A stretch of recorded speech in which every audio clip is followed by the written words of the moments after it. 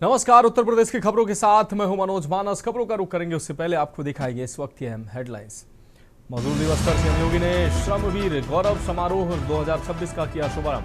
श्रमिक कल्याण की विभिन्न योजनाओं का किया लोकार्पण।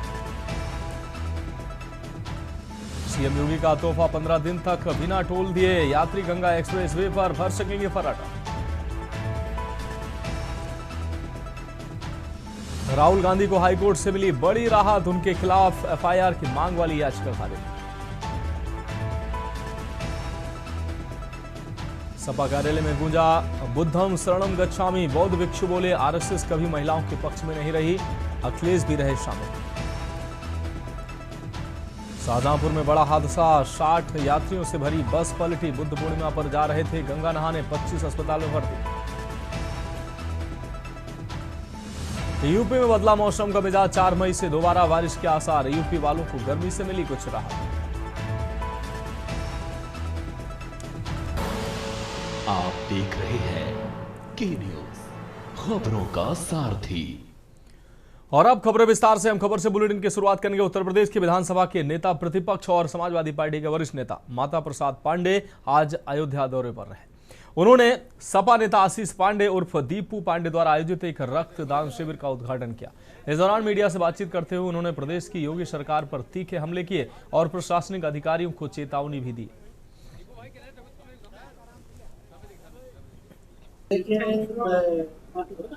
आशीष पांडे दीपू का जन्मदिन है। वो हर जन्मदिन पर लोगों से प्रेरित करके कमजोर वर्गों को जिनको खून मात्रा में नहीं उपलब्ध रहता है, ये खून दिलाने का काम है। ये जब इस प्रकार का आयोजन करते हैं, मुझे बुलाते हैं, कभी कटहरी में किया, कभी यहाँ किया, इसीलिए इनके जन्मदिन की बधाई देता है। बंगाल चुनाव की अगर बात की जाए तो बंगाल चुनाव समाप्त हो चुका है, कैसा रहा चुनाव? क्या बंगाल चुनाव की बात करें, अभी बंगाल का चुनाव का जब रिजल्ट आ जाएगा तब मैं कुछ बताया। कैसा रहा? जो अंधकार में है, जो आएगा वो पता चलेगा। बढ़ेंगे अगली खबर की ओर। फिरोजाबाद के थाना रामगढ़ क्षेत्र में एक ऑटो ट्रक की भीषण टक्कर में 2 लोगों की मौत हो गई है और 5 अन्य लोग घायल हो गए। यह हादसा हिना धर्मकांटे के पास हुआ, जब शिकोहाबाद से फिरोजाबाद आ रहा एक ऑटो अनियंत्रित ट्रक की चपेट में आ गया। टक्कर इतनी जोरदार थी कि ऑटो बुरी तरह से क्षतिग्रस्त हो गया। प्रत्यक्षदर्शियों के अनुसार हिना धर्मकांटे के पास पहुंचते ही सामने से आ रहे एक तेज रफ्तार ट्रक ने ऑटो को टक्कर मार दी।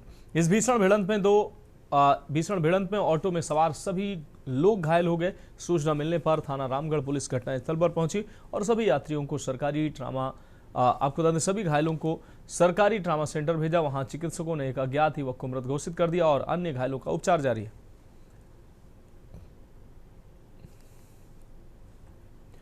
अब बढ़ेंगे अगली खबर की ओर। यूपी के शाहजहांपुर में टैंकर और बस की टक्कर हुई है और आपको बता दें यहां टैंकर से टक्कर के बाद बस हाईवे के किनारे पलट गई।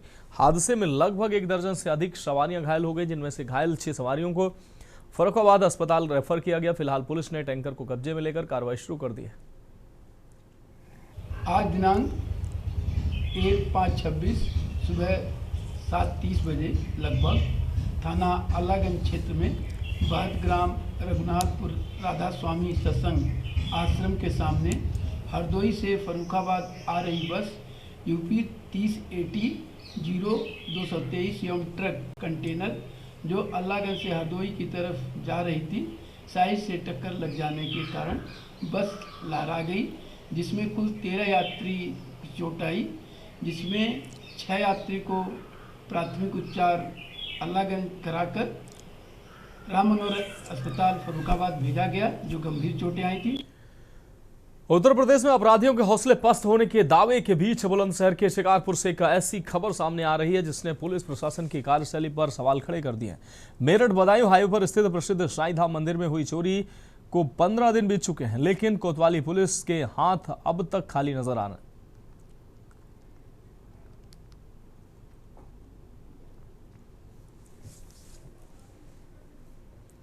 बढ़ेंगे अगली खबर की ओर। रोडवेज कर्मचारियों की समस्याओं और विभिन्न मांगों को लेकर आज एटा डिपो पर रोडवेज कर्मचारी संयुक्त परिषद के बैनर तले एक महत्वपूर्ण बैठक आयोजित की गई। इस बैठक में कर्मचारियों ने निगम की नीतियों और अवैध परिवहन को लेकर गहरा रोष व्यक्त किया। बैठक के बाद एआरएम के माध्यम से निगम के प्रबंध निदेशक को एक ज्ञापन भी सौंपा गया।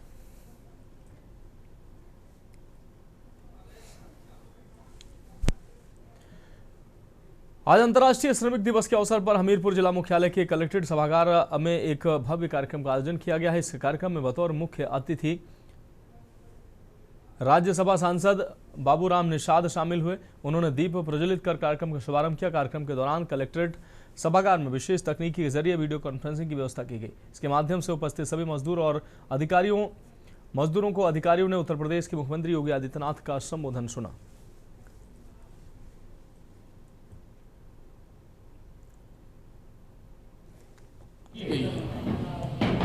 मोदी जी की सरकार पहले दिन से जब वो संसद में गए थे, संसद की सीढ़ियों पर जब उन्होंने मत्था टेका था तो कहा था ये सरकार गरीबों को समर्पित है, ये सरकार 140 करोड़ देशवासियों को समर्पित है।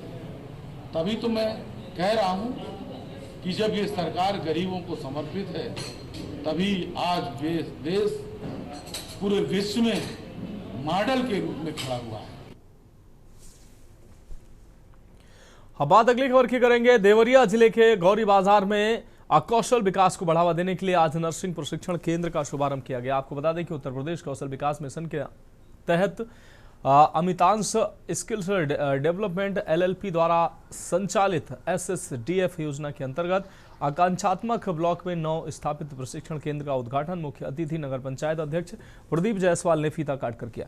इस दौरान छात्राओं और उनके अभिभावकों को सरकारी योजनाओं की जानकारी दी गई और कौशल प्रशिक्षण के महत्व पर जोर दिया गया। वहीं संस्था की निदेशक क्षमा कपूर ने बताया कि ये प्रशिक्षण पूरी तरह से निःशुल्क है और सफल प्रशिक्षण के बाद छात्राओं को रोजगार भी उपलब्ध कराया जाएगा। सर, हमारी संस्था में 100 बच्चों का लक्ष्य है।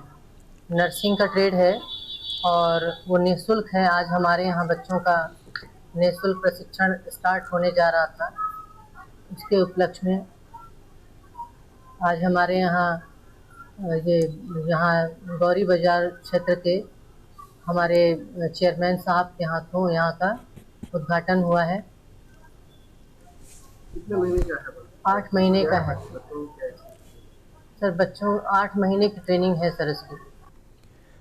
अब बढ़ेंगे अगली खबर की ओर। कानपुर में अंतर्राष्ट्रीय मजदूर दिवस पर नवीन सभागार सरसैया घाट में कार्यशाला का आयोजन किया गया। कार्यशाला में मुख्य अतिथि के रूप में बीजेपी उत्तर जिला अध्यक्ष अनिल दीक्षित शामिल हुए।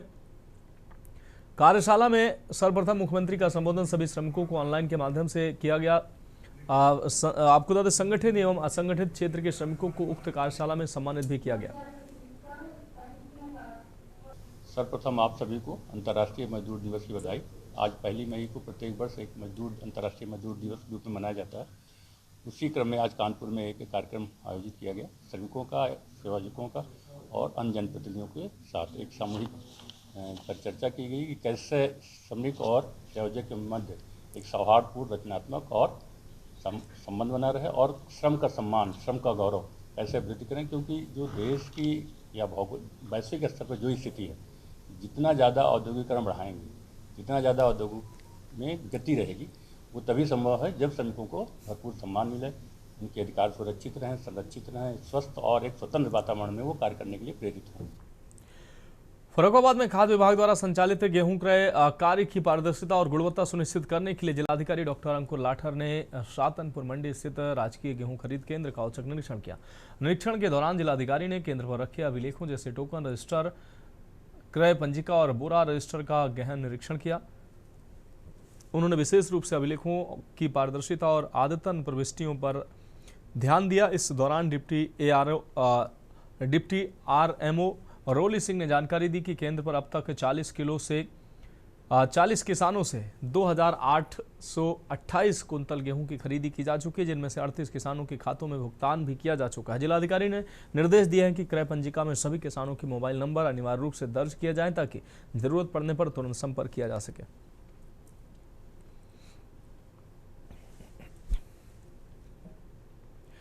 अगली खबर लखनऊ से है। लखनऊ के दक्षिण जोन में साइबर सेल पुलिस ने बड़ी कार्रवाई करते हुए खोए हुए 54 मोबाइल फोन बरामद किए। ये फोन CEIR पोर्टल की मदद से विभिन्न जनपदों और राज्यों से ट्रेस किए गए हैं।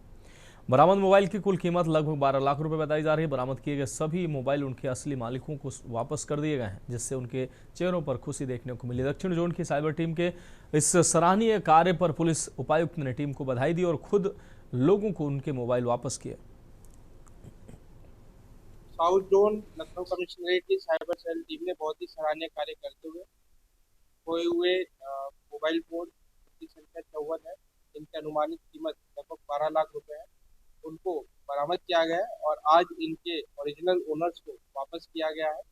यदि आपका फोन खो जाए या चोरी हो जाए तो तुरंत अपने स्थानीय थाने को संपर्क करके सूचना दें। सभी थानों पर साइबर सेल टीम बनाई गई है जो साइबर फ्रॉड और इस प्रकार के अगर फोन हो जाता है तो इस तरह की समस्याओं का निवारण करती है। साथ ही आप CEIR पोर्टल पे रिपोर्ट कर सकते हैं। CEIR पोर्टल पे रिपोर्ट करने के बाद जो मोबाइल अगर कहीं पे भी एक्टिवेट होता है तो उसकी सूचना पुलिस को मिलती है और उसको बरामद किया जाता है। महाराजगंज में डीजल पेट्रोल की किल्लत के बीच एक स्तब्ध कर देने वाली तस्वीरें सामने आई हैं जो आम लोगों की बेबसी और मजबूरी को उजागर कर रही हैं। निसलौल थाना क्षेत्र के सिधावे पेट्रोल पंप पर हालात ऐसे दिखे कि लोग ईंधन के लिए घंटों इंतजार करते नजर आए। वायरल हो रहे वीडियो में एक व्यक्ति अपनी फसल बचाने के लिए पेट्रोल पंप के सामने सड़क पर लेटकर गुहार लगाता नजर आया। वहीं एक पिकअप वाहन में शव लेकर अंतिम संस्कार के लिए जा रहे परिजनों को भी डीजल न मिलने के कारण घंटों इंतजार करना पड़ा। परिजन लगातार पंप कर्मियों से तेल देने की गुहार कर रहे थे। वायरल वीडियो में लोगों की बेबसी साफ नजर आ रही है, जिससे प्रशासनिक दावों पर सवाल उठ रहे हैं।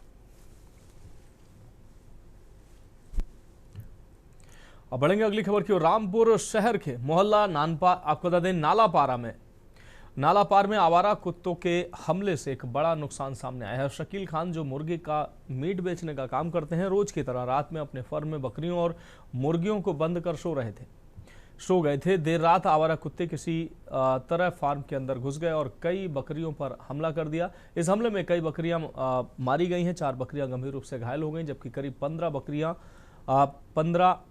मुर्गियों की भी कुत्तों ने शिकार किया। सुबह जब शकील खान फार्म पर पहुंचे तो उन्होंने देखा कि कुत्ते अंदर घुसकर जानवरों को नोच रहे हैं। जब उन्होंने कुत्तों को भगाने की कोशिश की तो कुत्तों ने उन पर भी हमला कर दिया। किसी तरह उन्होंने अपनी जान बचाई। शोर सुनकर आसपास के लोग मौके पर पहुंचे और कुत्तों को वहां से भगाया।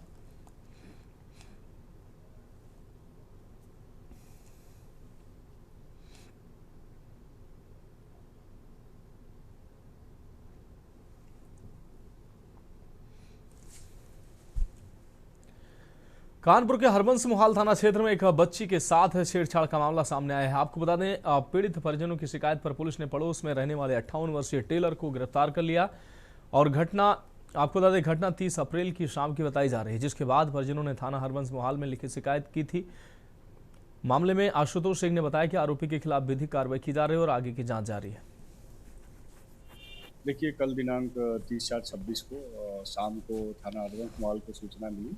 परिजनों के द्वारा एक तारीख दी गई कि उनकी बच्ची के साथ बगल का रहने वाला एक टेलर है जिसकी उम्र लगभग 58 साल है, उसके द्वारा बच्ची के साथ छेड़छाड़ की घटना की गई है। तत्काल पुलिस हरकत में आई और आरोपी को गिरफ्तार करके और प्राप्त तहरीर के आधार पर सुसंगत धाराओं में मुकदमा दर्ज कर लिया गया। यूपी के अमरोहा में नेशनल हाईवे पर तेज रफ्तार का कहर देखने को मिला है। शाम आपको बता दें, जहां तेज रफ्तार डंपर ने ऑटो को जोरदार टक्कर मार दी, जिसके चलते ऑटो चालक की मौके पर ही दर्दनाक मौत हो गई। पुलिस ने मृतक को पोस्टमार्टम के लिए भेज दिया है और डंपर को आपको बता दें डंपर को अपने कब्जे में लिया है। मृतक के परिजनों की तहरीर पर मुकदमा दर्ज कर लिया गया है और कार्रवाई जारी है।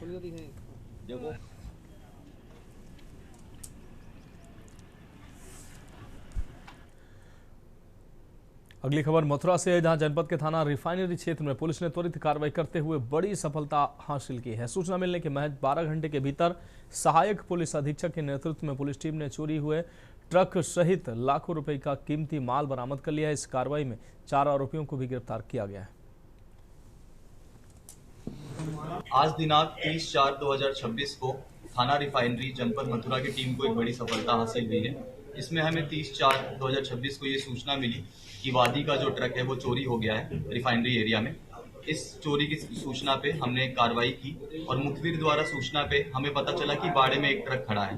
उसकी घेराबंदी की गई और पुलिस टीम द्वारा 4 अभियुक्त को पकड़ा गया, वहां से उनकी गिरफ्तारी हुई। इसमें से 3 अभियुक्त बरसाना थाना के क्षेत्र के रहने वाले हैं और 1 अभियुक्त नूह क्षेत्र हरियाणा के रहने वाले हैं। इसके साथ साथ बरामदगी में हमें 55 टैबलेट्स, 2 लैपटॉप, 80,000 कैश और 10 मोबाइल फोन्स बरामद हुए। ये जो 4 लोग हैं ये गैंग बना के काम करते हैं। इनमें से जो इनका चालक है जिसका नाम नासिर है, वो फ्लिपकार्ट की वेयरहाउस ढूंढता है कि कहाँ पे फ्लिपकार्ट का वेयरहाउस है, वहाँ पे ये नौकरी पाता है। जो भी कंपनीज वहाँ ऑपरेट करती हैं इसमें वेयरहाउस ट्रांसपोर्ट कंपनीज में, उसके बाद ये 3 अभियुक्त जो साथ में मिले हैं ये उस ट्रक को एक जगह पे रुकवाते हैं, वहाँ पे उसका सील काटते हैं और इतने बारीकी से वो सील काटते हैं कि फिर उसको जब जोड़ते हैं तो पता नहीं चलता है। उसके अंदर इलेक्ट्रॉनिक आइटम्स की जानकारी इन अभियुक्त को पहले से रहती है कि इस ट्रक में कौन सा माल जा रहा है। बढ़ेंगे अगली खबर की ओर।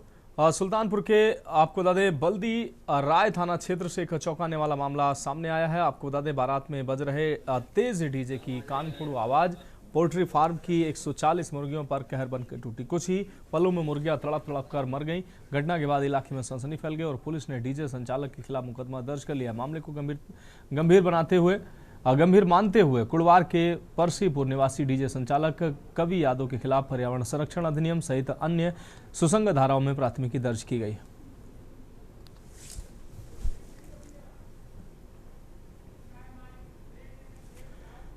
फिलहाल खबरों में वक्त एक ब्रेक का है, जल्द हाजिर होंगे।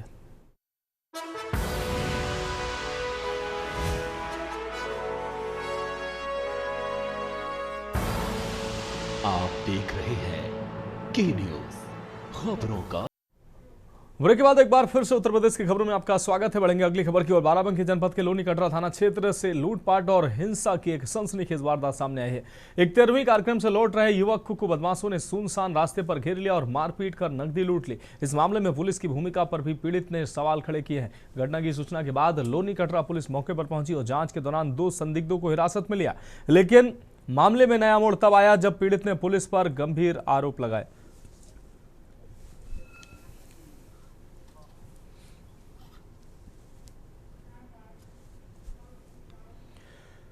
अब रुक करेंगे अगली खबर का। इटावा जिला बार एसोसिएशन ने बुद्ध पूर्णिमा पर भगवान गौतम बुद्ध को याद किया। आपको बता दें डीबीए पदाधिकारी और अधिवक्ताओं ने इंदिरा चौक स्थित बुद्ध प्रतिमा पर पुष्पांजलि अर्पित कर पूजन किया।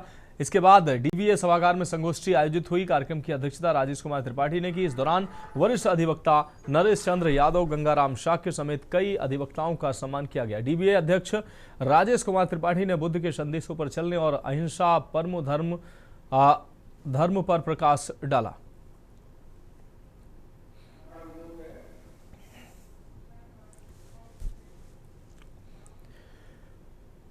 लखनऊ के city montessori inter college Gomti Nagar campus 1 के छात्र ऋषि राज शुक्ला ने 12वीं में आईएससी बोर्ड परीक्षा 2026 में शानदार प्रदर्शन करते हुए 99.25% अंक प्राप्त किए हैं। इस उपलब्धि के साथ उन्होंने अपने विद्यालय, परिवार और प्रदेश का नाम रोशन किया। ऋषि ने सभी विषयों में उत्कृष्ट अंक हासिल किए हैं और सफलता का नया मानक स्थापित किया है। उनकी सफलता के पीछे उनके माता पिता का मार्गदर्शन, शिक्षकों का निरंतर सहयोग महत्वपूर्ण रहा है। ऋषि ने अपनी उपलब्धि का श्रेय अपने शिक्षकों और विद्यालय को देते हुए कहा कि उनकी मेहनत और सही मार्गदर्शन से ही ये संभव हो पाया है। उनकी यह सफलता अन्य छात्रों के लिए प्रेरणा बन गई है।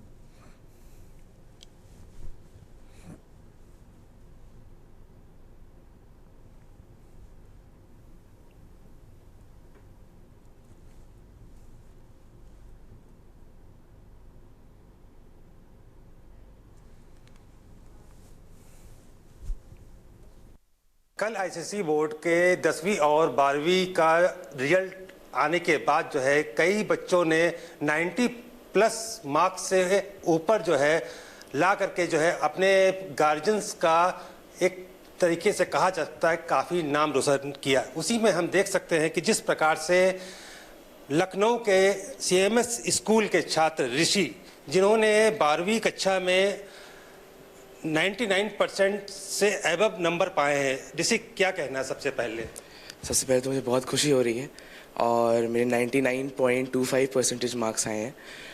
जिसके लिए सबसे बड़ा मेरा जो क्रेडिट मैं देना चाहूँगा अपने पेरेंट्स को देना चाहूँगा, अपने टीचर्स को देना चाहूँगा। स्कूल का काफ़ी ज़्यादा इम्पोर्टेंट रोल रहा मेरे इस सक्सेस के पीछे, और मेरा ये मानना रहेगा कि जो अपना हार्डवर्क है वो तो बहुत इंपॉर्टेंट रहता ही है, लेकिन उसके साथ उनका भी डेडिकेशन इंपॉर्टेंट रहता है जो हमारे साथ रहते हैं, खासकर हमारे पेरेंट्स का। मेरे छोटा भाई का भी काफ़ी बड़ा मेरे साथ मदद रही उसकी, तो इसलिए मेरा कहना है कि काफ़ी पेरेंट्स का बहुत बड़ा रोल था।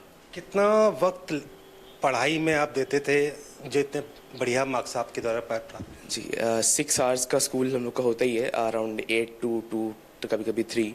अपार्ट फ्रॉम दैट उसके मैं 6 आवर्स तो घर में पढ़ाई करता था, तो टोटल सम अप करें तो 12 hours at least in a day.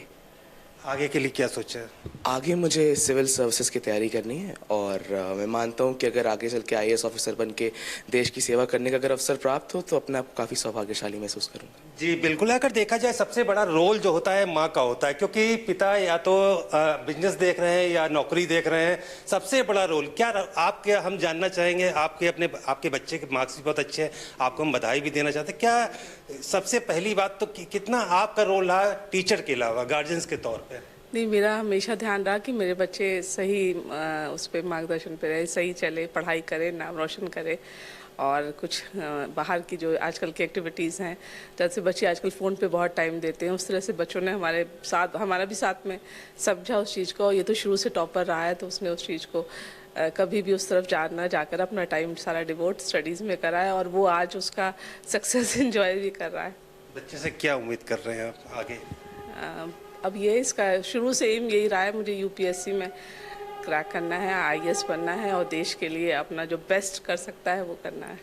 जी बिल्कुल, देखा जाए जिस प्रकार से पिता का रोल हम जहाँ पर सबसे अहम ये तो रहता है कि बच्चे मेरे आगे की तरफ पढ़े, लेकिन जितनी वाइफ जो है, माँ जो है, जितना रोल निभा पाती है, पिता ज़्यादा वक्त नहीं दे पाता अपने बच्चों को।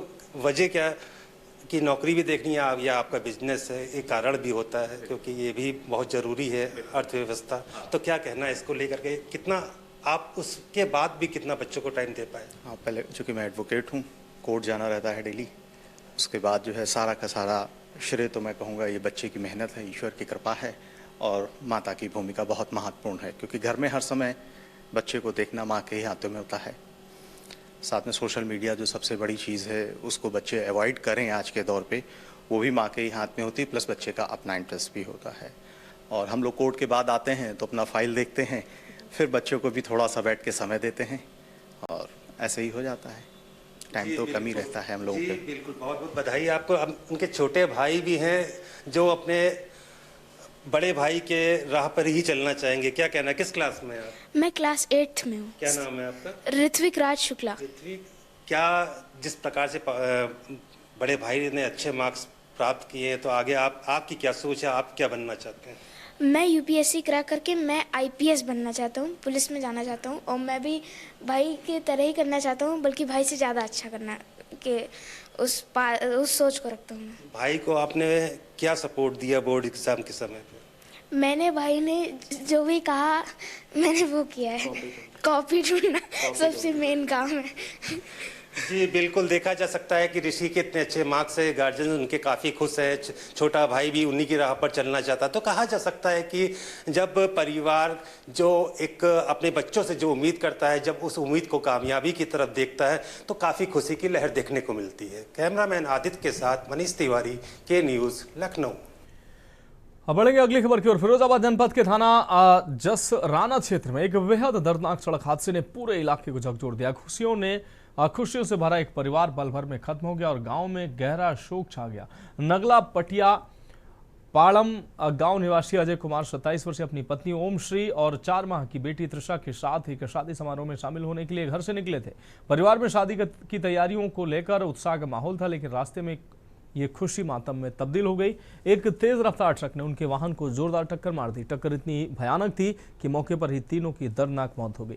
घटना की सूचना मिलते ही आसपास के लोग मौके पर पहुंचे और पुलिस को जानकारी दी। पुलिस ने तुरंत पहुंचकर शव को कब्जे में लिया और पोस्टमार्टम के लिए भेज दिया। वहीं ट्रक चालक की तलाश और मामले की जांच शुरू कर दी गई है, पुलिस ने की है।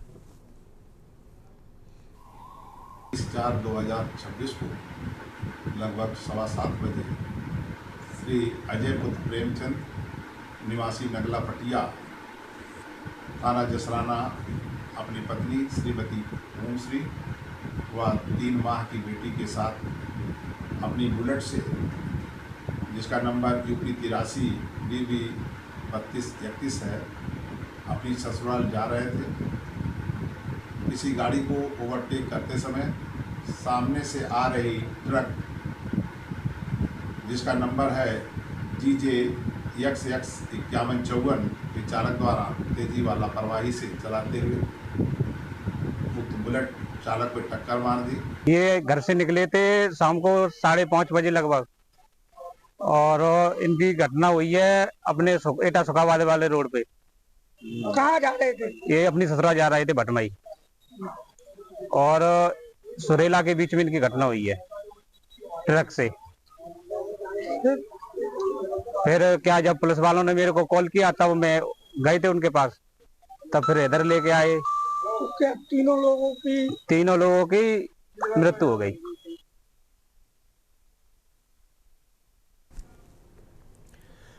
फिलहाल उत्तर प्रदेश की खबरों में अभी के लिए मेरे साथ इतना ही। मुझे दीजिए इजाजत और आप देखते रहिए के न्यूज़ इंडिया।